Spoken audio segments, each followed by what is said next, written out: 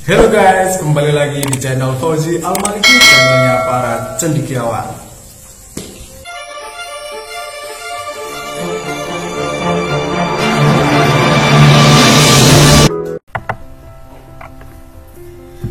Baik, assalamualaikum warahmatullahi wabarakatuh. Kembali lagi bersama saya Fauzi Al-Maliki. Kali ini kita akan membahas bagaimana cara membuat laporan praktikum guys.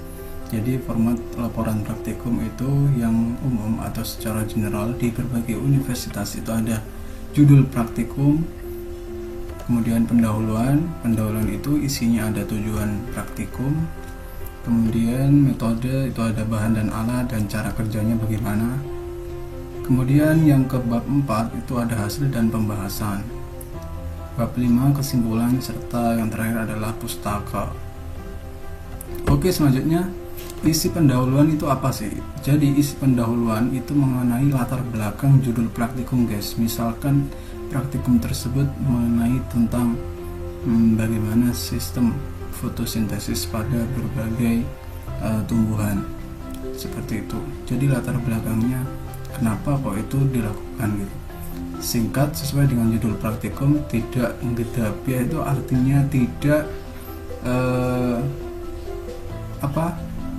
tidak keluar dari konteks guys. Misalkan praktikumnya tentang fotosintesis, masa mau latar belakangnya tentang siklus Krebs. Nah, kemudian buat dengan kalimat pasif.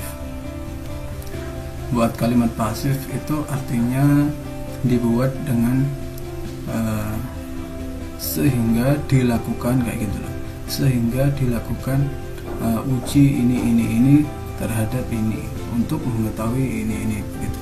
Tulis pustaka yang dicitasi agar terhindar dari plagiasi guys.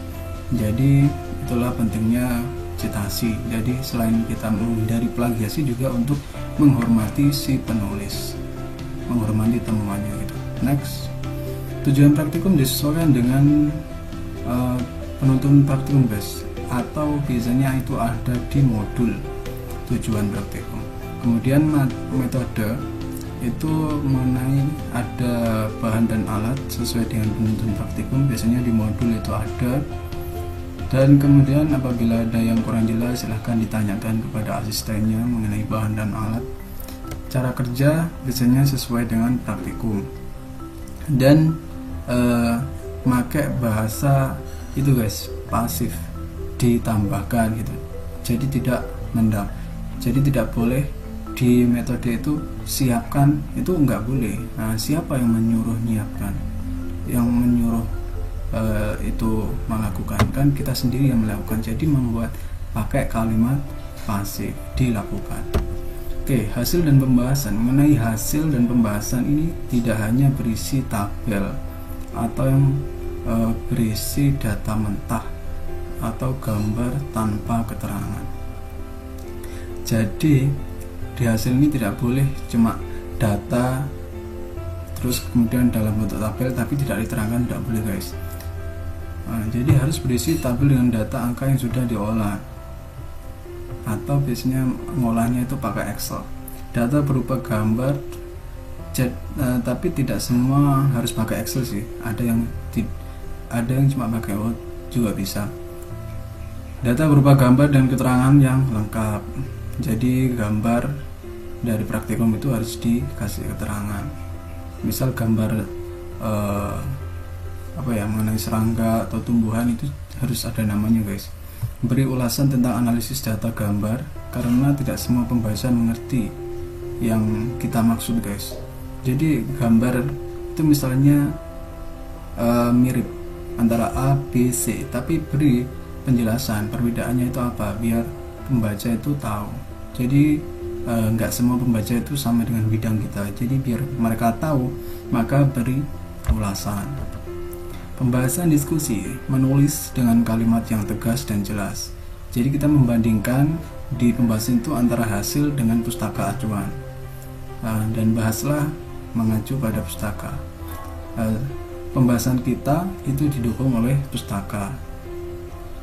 Jangan membuat kalimat seperti pada tinjauan pustaka. Tinjauan pustaka seperti apa? Misalnya Suripto et al. Dan kawan-kawan Jadi kalau dalam bahasa Inggris itu et al, tapi kalau dalam bahasa Indonesia itu dan kawan-kawan atau DKK 2007 itu menemukan daun pepaya mengandung senyawa anti moluska. Nah, di pembahasan kita nggak boleh cuma menulis karena daun ini mengandung senyawa anti moluska. Jadi di pembahasan kita lihat hasilnya apa. Misal jumlah keong emas yang terperangkap pada daun pepaya lebih banyak dari daun keladi. Misalnya ini untuk menguji pemerangkapan keong pada beberapa daun ya. Misalkan hasilnya ternyata daun pepaya ini lebih mampu memperangkap atau menangkap keong emas daripada daun keladi. Nah, ternyata hasil penelitiannya seperti Suripto tadi, daun pepaya itu mengandung senyawa anti moluska yang dapat memperangkap daun keladi. Jadi seperti itu. Setelah hasil dijelaskan oleh pustaka. Pembahasan membandingkan temuan hasil yang kita peroleh dengan pustaka yang mendukung.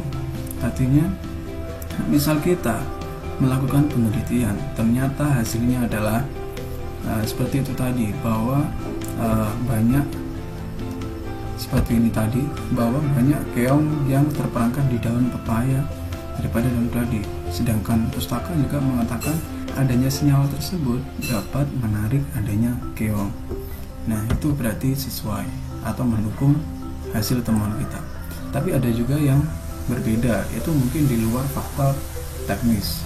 Isi bukan seperti pendahuluan, bentuk kalimat berbeda dengan kalimat pada pendahuluan. Kalimatnya harus pasif. Kesimpulan berisi semua hasil yang telah didapat. Artinya isi kesimpulan itu adalah apa sih yang didapatkan di pembahasan. Misalkan dari beberapa uji daun, ternyata daun A lebih efektif daripada daun B, C, D, E, dan seterusnya. Nah, itu juga pantas ditaruh di kesimpulan. Oke guys, terima kasih. Terima kasih. Semoga bermanfaat. Jangan lupa untuk di-share. Semoga banyak yang tahu dan semakin memberikan manfaat yang bagi kita. Terima kasih.